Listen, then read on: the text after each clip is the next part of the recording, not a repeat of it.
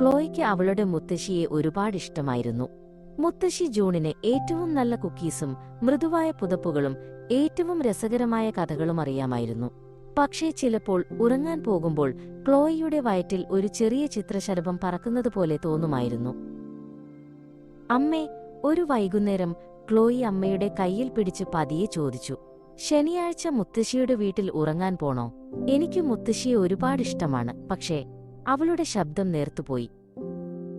അവളുടെ അമ്മ മുട്ടുകുത്തി. പേടി തോന്നുന്നത് സ്വാഭാവികമാണ് മോളെ. മുതിർന്നവർക്ക് പോലും ചിലപ്പോൾ അങ്ങനെ തോന്നും.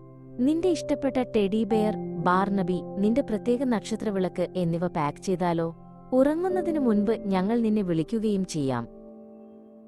ശനിയാഴ്ച ക്ലോയി ബാർനബിയെ ഇറുകെ പിടിച്ചുകൊണ്ട് മുത്തശ്ശി ജൂണിന്റെ വീട്ടിലെത്തി. മുത്തശ്ശിയുടെ ബേക്കിങ്ങിന്റെ പരിചിതമായ മണം അന്തരീക്ഷത്തിൽ നിറഞ്ഞു. പക്ഷേ ആ ചിത്രശലഭം പറക്കുന്നതുപോലെയുള്ള തോന്നൽ അപ്പോഴും അവിടെയുണ്ടായിരുന്നു, ഒരു ചെറിയ ചിത്രശലഭം കറങ്ങുന്നതുപോലെ. മുത്തശ്ശി ജൂൺ അവളെ ഒരു വലിയ കെട്ടിപ്പിടിച്ച് സ്വാഗതം ചെയ്തു. ക്ലോയി ബഗ്, നീ ഇവിടെ വന്നതിൽ സന്തോഷം. ഞാൻ നമ്മുടെ പ്രത്യേക പസിൽ തുടങ്ങാൻ പോവുകയായിരുന്നു. തിളങ്ങുന്ന യൂണിക്കോണുകളുള്ള പസിൽ. ക്ലോയ്ക്ക് പസിലുകൾ വളരെ ഇഷ്ടമായിരുന്നു, പ്രത്യേകിച്ച് തിളങ്ങുന്നവ. താമസിയാതെ അവൾ ഒരു യൂണിക്കോൺ കൊമ്പും മഴവില്ലിന്റെ വാലും കണ്ടെത്തി ചിരിക്കാൻ തുടങ്ങി. പക്ഷേ സൂര്യൻ അസ്തമിക്കാൻ തുടങ്ങിയപ്പോൾ അവളുടെ മനസ്സിൽ ഒരു ചെറിയ മന്ത്രണം പറഞ്ഞു, ഉടൻ ഉറങ്ങാൻ സമയമാകും, അച്ഛനും അമ്മയും ഇവിടെയുണ്ടാവില്ല. ക്ലോയിയുടെ നിശബ്ദ നിമിഷം മുത്തശ്ശി ജൂൺ ശ്രദ്ധിച്ചു.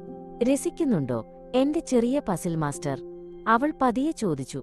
നമ്മൾ ഉറങ്ങുന്നതിനു മുൻപ് നിന്റെ ഇഷ്ടപ്പെട്ട പുസ്തകം വായിച്ചാലോ? ധീരനായ ഒരു ചെറിയ കരടിയെക്കുറിച്ചുള്ള വലിയ സാഹസിക യാത്രയുടെ കഥ.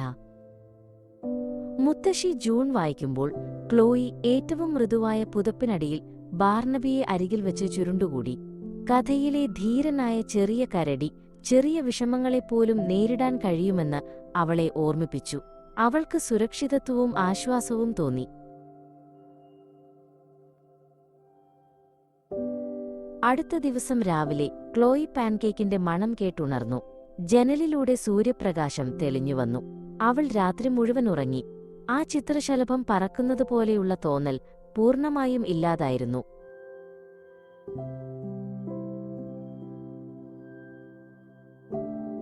രുചികരമായ പ്രഭാത ഭക്ഷണത്തിനു ശേഷം ക്ലോയിയുടെ മാതാപിതാക്കളെത്തി. നിനക്ക് രസിച്ചോ മോളെ?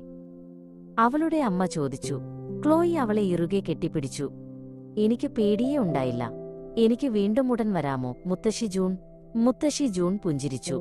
തീർച്ചയായും എന്റെ ധീരയായ ക്ലോയി ബഗ്.